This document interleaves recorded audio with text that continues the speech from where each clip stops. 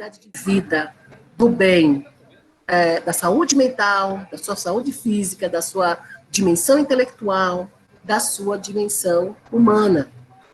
Gente, isso não é fácil. A gente trabalhar isso no curso. E aí, nosso curso tem várias disciplinas, são 180 horas, 90 horas teóricas, 90 práticas, que são intercaladas, né, para não ficar uma coisa maçante. E entre elas estava lá, né, a nossa amada Iris, que eu chamei, e a gente teve um momento de culminância muito legal, numa casa, né, Iris? A Iris foi. E ali, é interessante, nós já tínhamos 160 horas, acho que 170 horas de curso, mas naquele dia saiu coisa, como dizia minha avó, do arco da velha. Né? A proposta que Iris levou fez os homens falarem, e é interessante que os homens falaram e choraram. A gente soube, a gente soube de coisas daqueles meninos que eles estavam todos durões contando, eles estavam contando todo durões, mas quando chegou na metade da história, eles começaram a se emocionar e a gente já estava se emocionando com aquilo. E depois é que a gente conseguiu perceber, pela fala deles mesmos, né, o quanto o curso tinha modificado. Só que quando você vai ver esses rapazes, né, esses homens, né, que a gente viu lá, Iris, eles tinham um aspecto meio que grosseiro, meio machão, né, Iris? Lembra isso? Machão, uma coisa sério. Assim, né? Todo sério, aquela coisa assim. Até porque, como muitos deles são estudantes que variam, tá, gente? Tem gente de 20 anos, mas tem gente de 70 anos, tá? São estudantes da noite, né? São estudantes universitários do curso de Direito, em especial. E é interessante que, quando eles começam a falar sobre a mudança que isso trouxe, eles diziam assim, nem a minha família me reconhece. Quando eu digo para eles que não é assim, que eu vou explicar a Lei Maria da Penha, eles dizem assim, cara, você está tirando onda? Não, não estou tirando onda, não.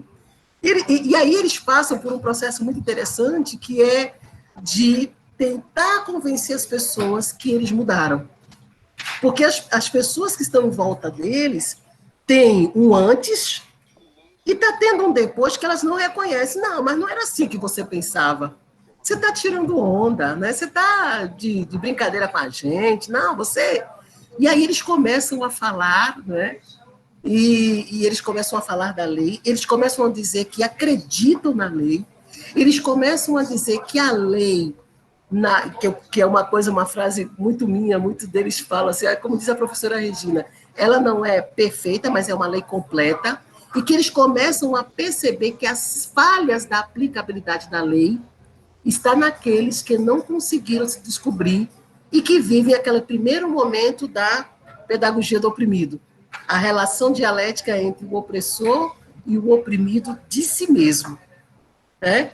Não sei se Iris tinha algo para falar daquela experiência, que até hoje, Iris, como foi a última experiência antes da pandemia? Não sei se você lembra, foi em dezembro de 2019, e aí a gente tem um recesso e retorna com o curso em março. E aí, quando a gente ia retornar, e passamos, inclusive... exato, a gente passou até as imagens lá da casa e tudo, e as novas turmas ficaram todas empolgadas, porque a gente já viveu aquele momento, aí veio a pandemia. Então, assim, esse momento congelou na cabeça da gente, sabe? E foi muito gostoso. Mas eu queria ver se você teria algo para dizer sobre isso, para eu continuar. Eu pedi justamente para você falar, porque foi algo que ficou muito marcado em mim, né?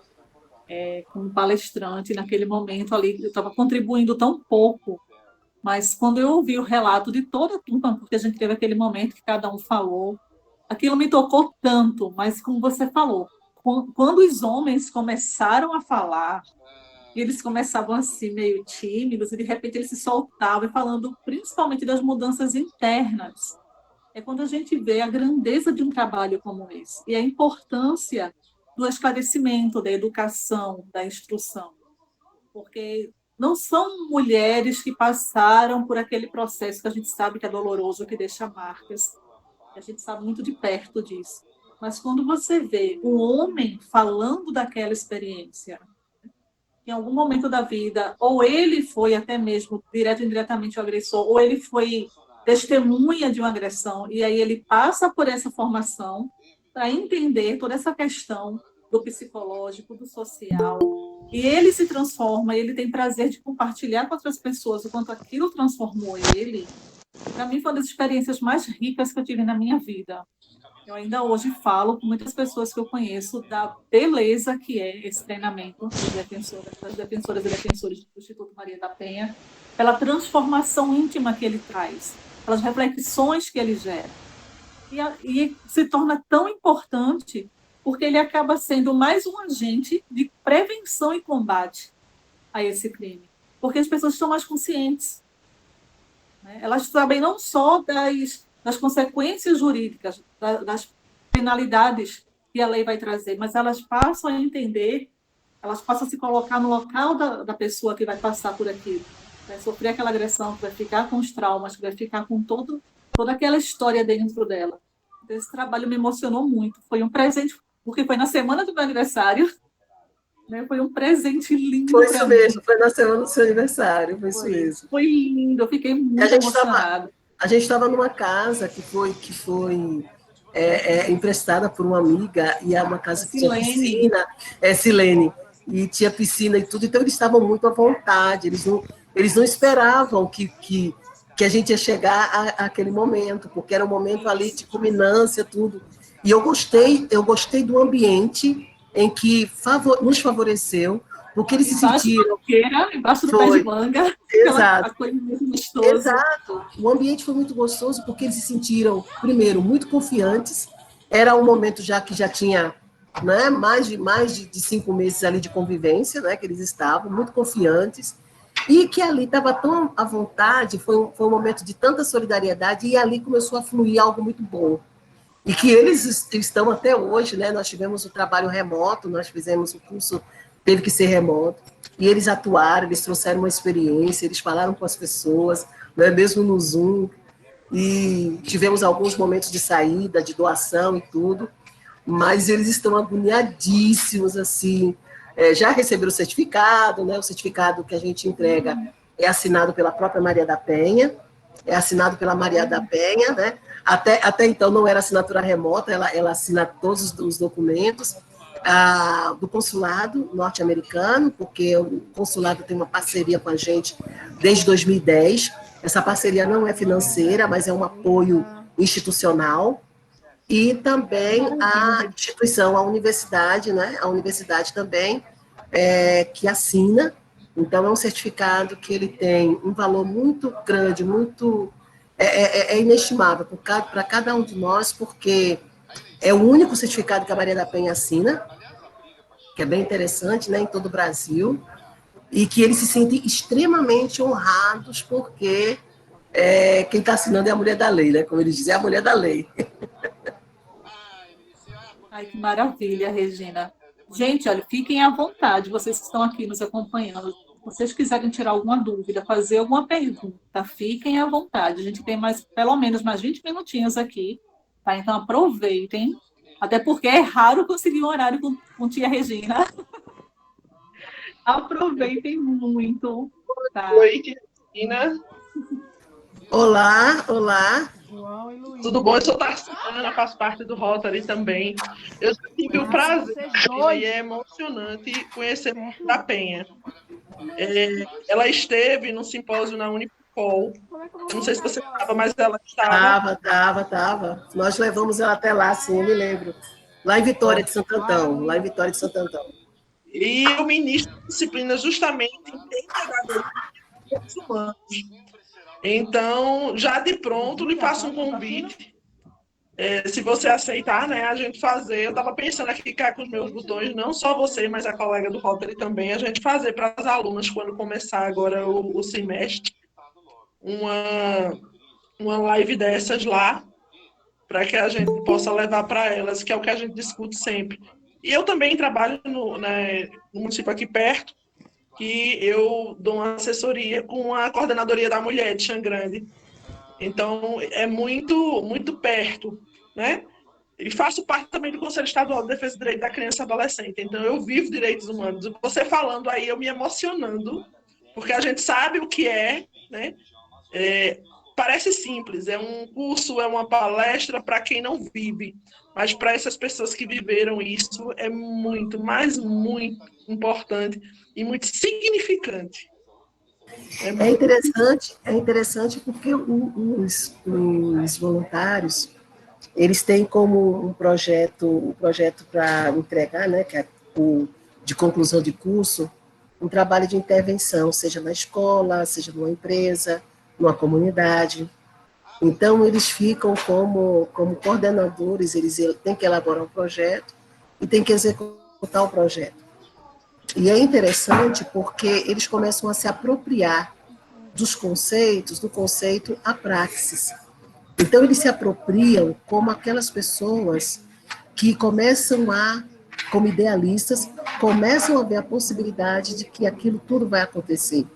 E não importa os dados estatísticos apontem, não importa que diga que 54% das mulheres que são assassinadas são negras, não importa que as 16 facadas que a juíza levou na face, na verdade foi a justiça que levou, né? A gente viu aquele episódio lamentável na noite, né, na véspera de Natal. Cada um desses fatos que são extremamente terríveis, né, e que muito nos abate, eles ficam, no outro dia eles pensam assim, professor, e se a gente fizesse assim? Ou seja, aquilo ali começa a catapultar ideias estratégicas de fazer diferente, porque eles não querem se dar convencidos de que não adianta, é um trabalho de enxugar gelo, isso não vai acontecer mesmo, não adianta que um juiz diga numa web audiência para uma mulher que não quer saber de Maria da Penha, não está nem aí para a lei Maria da Penha, né? Um juiz dizer isso, né? Então não importa muito, nos importa apenas para tomar ciência de que ainda existe esse tipo de comportamento, esse tipo de postura, esse tipo de pensamento, mas que nós que acreditamos, nós estamos sendo desafiados a mudar a perspectiva, mudar a estratégia de enfrentamento.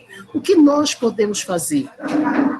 E não nos interessa fazer algo de massa, que seja muito grande, e a gente possa dizer, oh, meu Deus. Não, porque a gente sabe que isso não tem efeito, isso é efêmero, depois passa. Mas esse trabalho, né, que o pessoal costuma dizer de formiguinha, ele acaba tendo um efeito fantástico, né? E é importante, talvez alguns de vocês estejam vendo eu falando, nossa, que visão romântica, que visão poliana das coisas. Não, não é isso. Não é isso.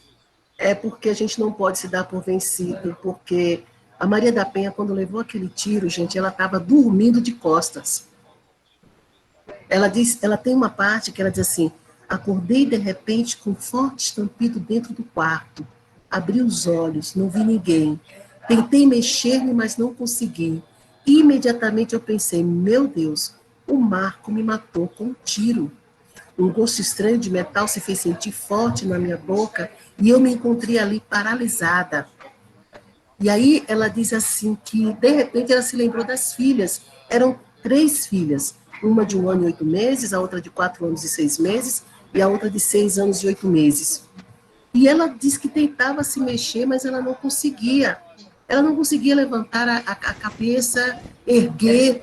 Ela se via fraca. E aí ela pensou que ela disse assim, não, aí ela escutou um outro tiro, e aí ela disse assim, meu Deus, perdoa-me, e se for algum assaltante? Aí ela começou a pensar que era assaltante, e ali naquele momento ela disse assim, deixe-me viver, Deus meu, seja de que jeito for, mas não deixe as minhas filhas sem mãe, não deixe as minhas filhas órfãs. E aí ela, 4 meses depois, ela passou por uma segunda tentativa, e ela já estava de cadeira de rodas, quando ela lutou 19 anos e 6 meses. Quando chegaram a ela, olha, existem tais documentos, entre eles o Pacto de São José, onde você pode apresentar uma acusação contra o seu país. Você quer, Penha? Você quer ir até a OEA para dizer que o que o Brasil está deixando de fazer para você, que o Brasil está impune e tudo? Ela disse assim, eu posso condenar o meu país? Ela disse que não sabia disso. Eles disseram, pode. E aí leram o texto, né, juridicamente, o pacto e tudo, e ela disse assim, então, se for assim, eu quero. Então, veja, a vontade, não é? A vontade, porque uma pessoa vai dizer assim, cara, você não consegue condenar teu marido, meu. Você consegue levar teu marido aqui na justiça, aqui, né, perto da tua casa, aqui no centro de Fortaleza, como é que tu vai condenar o Brasil do outro lado do mundo? É claro que as dificuldades existem, mas é muito importante que a gente possa fazer esse trabalho, e é isso que justifica que vocês estão aqui, não é? Veja, há tempo que eu conheço a questão do trabalho do Rotary. Meu pai foi rotariano lá em Caravelas, extremo sul da Bahia. Meu pai era militar da Marinha, infelizmente ele faleceu, já foi. Nós tivemos um trabalho aqui com o pessoal, não sei se foi o nome da escola, era uma escola, não sei se era o Dom Vital, era uma escola lá em Nova Descoberta, né, que tinha alguma parceria, não sei, com o Rotary. E a gente trabalhava, mas chegou hoje, né? Calhou, como diz os portugueses, né? Que hoje fosse o dia da gente se encontrar. Não sei que ideias vão sair. Eu só espero que não fique apenas na fala, né? Gosto muito de falar, gosto muito de conversar e tudo, mas a gente sabe que a fé sem obras é morta, né? A gente fala muito, mas a gente quer agir também. A gente quer atitude e compromisso. E eu acho que esse é um bom começo da gente pensar novas perspectivas, né? Novas formas de enfrentar. O que não podemos é continuar cruzando os braços. E é por isso que nós temos esse trabalho das defensoras e defensores, os direitos à cidadania, nós temos as defensoras e defensores mirins, que são crianças que declamam o cordel da Lei Maria da Penha, entre outros cordéis sobre direitos humanos, crianças que têm de 6 a 12 anos, são 30 crianças. Recebemos agora um presente maravilhoso da Avon, foram 30 flautas, e agora nós vamos investir na parte de coral, né? Estamos com um professor que é mestre em música da Universidade Federal, e que se apaixonou pelo projeto e está fazendo esse trabalho todo no voluntariado. Temos também o Reforçando Cidadania, que é um trabalho feito com as crianças no Capuá. O Capuá é uma comunidade que é em Areias, mais ou menos uma comunidade de 5.000 famílias, e essa do Cordel é no Ibura, em um R11. E esse Reforçando Cidadania, onde nós trabalhamos o teatro, né, como forma de... Tentamos o cordel, mas aí parece que as crianças eram mais voltadas para o teatro, então a gente amou a história do teatro, voltado para a questão de relacionamento abusivo, não é, no namoro, então nós fizemos essa discussão, o bullying, não é, como um ponto de partida de relacionamentos abusivos, né, para a gente não focar relacionamento abusivo só na relação entre amorosa, né, mas como os relacionamentos abusivos eles se expressam nas empresas, eles se expressam na família, nos relacionamentos interpessoais da família, em tantas outras coisas. Então, está sendo muito legal fazer esse trabalho com crianças e adolescentes. Temos as penhas são profissionais, né? É um centro de referência, só que só que é online. Então, são psicólogas, advogadas e assistentes sociais que atendem mulheres em situação de violência de todo o Brasil, na verdade, em vários países, brasileiras que estão em vários países. Nós tivemos uma que toda vez que a gente, né, dá uma palestra, a gente lembra dela, que é uma mulher de Dubai. Esse trabalho começou agora em 2020, por conta da pandemia. Mulheres brasileiras que estão na Espanha, na Alemanha, na Inglaterra, em Portugal, na França, nos Estados Unidos. E é uma parceria muito legal com as mulheres do Brasil, tá, que nós fazemos. E também nós tivemos esse projeto que eu falei para vocês, de Homens pelo Fim da Violência, e o projeto Essa é a Tua Vez, né? Essa é a Tua Vez é um trabalho onde a gente recebe mulheres em situação de violência e que já conseguiram ou estão conseguindo sair dessa condição, pelo menos elas já se declaram que não quer mais voltar àquela condição, mas elas não têm uma habilidade, né, no sentido de profissional. E aí nós damos essa formação, e essa formação, o Instituto fica acompanhando essa mulher por 2 anos no mercado de trabalho. Então, durante 2 anos, o que a gente ajuda? A gente ajuda a fazer bazar, para ela estar sempre com uma roupa, né, atualizada para ir trabalhar, recomendando também a questão da higiene bucal, né, a questão do currículo, a atualização do currículo, a questão da estética. Então, Isso a gente acaba, assim, tendo os parceiros e a gente recomenda, eles vão dizendo, a gente só pode receber 3, a gente pode receber 2 e tudo, e a gente vai acompanhando para que ela se firme naquela empresa, uma vez que ela entrou, ela se firme, e a gente faz um acompanhamento até 2 anos, porque nós descobrimos nesse trabalho que a gente faz que muitas vezes as mulheres elas querem e precisam, obviamente, da independência financeira, elas conseguem a autonomia financeira, isso não é tão difícil assim, mas infelizmente elas estão ainda presas no grilhão da violência psicológica. Então elas estão ainda psicologicamente presas. E muitas vezes a independência financeira, ela fica encoberta pela dependência psicológica. Ela não consegue. Então, existem alguns agressores que se fazem valer, né, dessa nova condição da mulher estar ganhando bem, tudo, e começam a explorar, e aí a gente vê a violência econômica, né? Os 5 tipos de violência que a Lei Maria da Penha identifica, caracteriza, né? A violência física, sexual, moral, psicológica e a violência financeira, né? Ou patrimonial. Nossa, que trabalho lindo, Regina, que trabalho fantástico e tão necessário, né? E um dos trabalhos que eu fiz com a Maria Helena, lá em Abreu, uma frase que eu ouvi que ainda hoje me dói foi de uma mulher que ela sofria violência doméstica e psicológica, né, física e psicológica do marido, e ela chegou e disse, mas como é que eu vou deixar ele se é ele que põe o pão e a carne na boca do meu filho? Sabe? Aquilo doeu demais. Então, ver um trabalho como esse, que tem esse acompanhamento, que encaminha para a empresa e faz esse acompanhamento por 2 anos, esse acompanhamento psicológico, é a realização de um sonho, na verdade, sim. É ver que realmente é um trabalho de formiguinha, como você está dizendo, mas que ele causa um impacto tão grande, que ele faz uma diferença tão grande, sabe? Que dá mais esperança para a gente. Bem, a gente está à disposição, eu agradeço. O trabalho Essa é a Tua Vez, a gente vai retomar ele agora, em 2021. Esse período da pandemia foi um período, está sendo, né, muito cruel, né, para cada um de nós, por vários fatores. A gente que trabalha nessa questão do enfrentamento à violência foi extremamente impactante, principalmente por conta da inabilidade, né, da política pública, que não conseguiu, né, desenvolver estratégias eficientes para acolher as mulheres. É importante que nós façamos também um trabalho muito especial com os homens. Homens também sofrem violência, homens também sofrem violência psicológica, homens também sofrem violência, não é?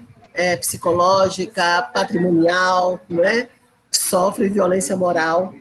É muito importante que a gente, não é toda ONG que trabalha com mulheres que fala sobre isso, mas nós falamos porque nós trabalhamos com mulheres em situação de violência e homens agressores que também vêm de uma situação de violência muitas vezes que já vem da família, já vem da mãe, do pai, e às vezes, né, isso continua com os relacionamentos que muitas vezes têm formas equivocadas, né, direcionadas de forma, onde os sentimentos são direcionados de forma muito equivocada. Então, o homem também sofre de amor, né? O homem também sofre de amor. O homem também sofre do ciúme de uma mulher, né? Quando uma mulher também é ciumenta, não é muito fácil a convivência, mas tem gente que não quer falar isso, porque não fica bem para os feministas, as feministas ouvir isso, que ela está defendendo um homem, é isso que eu estou ouvindo? Essa mulher está louca? Não, nós estamos falando do humano. Nós estamos falando do humano. Proporcionalmente, sabemos que as mulheres sofrem mais com o relacionamento, né, com pessoas da sua íntima relação de afeto. Pelo menos é o que se mais demonstra. Mas a gente não pode isentar, não podemos esquecer que existem homens que sofrem também com relacionamentos de pessoas da sua íntima relação de afeto. Nós não podemos, nós temos que ser racionais, nós estamos estudando, nós estudamos para isso, não é? Às vezes a passionalidade vem, a visão passional vem, a gente quer tender, mas não pode tender, né? É importante porque é a vida antes de meninos e meninas e hoje de homens e mulheres. E por que meninos e meninas crescem dessa perspectiva, dessa trajetória tão triste? Não se torna um homem violento quando ele faz 18 anos de idade e no outro dia, que ele terminou de fazer 18 anos, ele se tornou violento. Não, é uma construção. E essa construção é dureza. É um processo extremamente complicado, né? De extrema pressão da cultura, da sociedade, e é importante que a gente possa ter profissionais. Eu estou falando de profissionais, eu não estou falando de pessoas que, de forma fundamentalista, de forma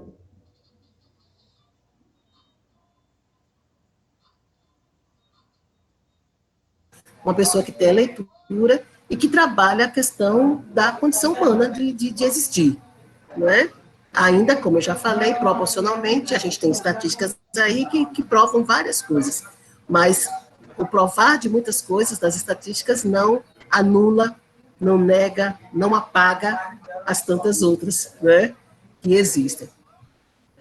Então, eu acho que é isso, pessoal. Estou à disposição de vocês para qualquer pergunta. Nosso Instituto Maria da Penha, ele fica ali no Recife Antigo. Nós estamos ali no prédio da Secretaria de Trabalho, Emprego e Qualificação. Ficamos ali perto do porto, né, do porto digital, né, ali Porto Social. É, Porto Digital, né, porque Porto Social tem ali perto da Ilha do Leite, mas nós estamos ali no Recife Antigo. Nosso Instagram é @Instituto Maria da Penha, nosso telefone é o 898-39-6700, e deixa eu só, assim, às vezes eu tenho. Gratidão. É o de Fortaleza, oi. Deixa eu só ver aqui o nosso telefone, só para dar o telefone correto aqui para vocês, é isso mesmo. É isso. 8839 tá certo. 988-39-6700, que eu dou tanto o meu, né? Eu dou tanto o meu, quando eu quero que as pessoas me encontrem logo, eu dou logo o meu, 9835-4021, lembrar do Instituto. Entendeu? Então é isso, minha gente. E o atendimento, quem quiser também, né, falar direto ali com o Instituto, então nós temos o Instituto Maria da Penha, atendimento, @institutomariadapenha.org.br. Gente, vocês que estão escrevendo no chat, abram o microfone, deixa a Regina ouvir vocês e sentir essa energia linda que vocês estão aí emanando para ela. Abram o microfone e fiquem à vontade. Gustavo, presidente.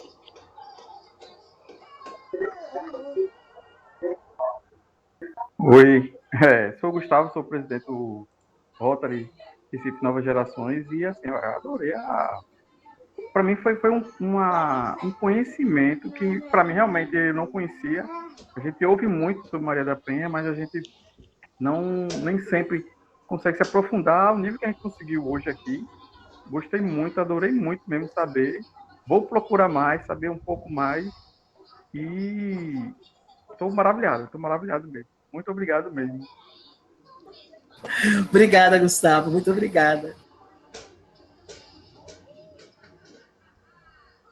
Regina, gratidão sempre, por você ser essa pessoa sempre tão disposta, por essa energia linda, por tudo que você nos ensina. Foi um prazer estar aqui com você, matar um pouquinho da saudade, né, que seja online.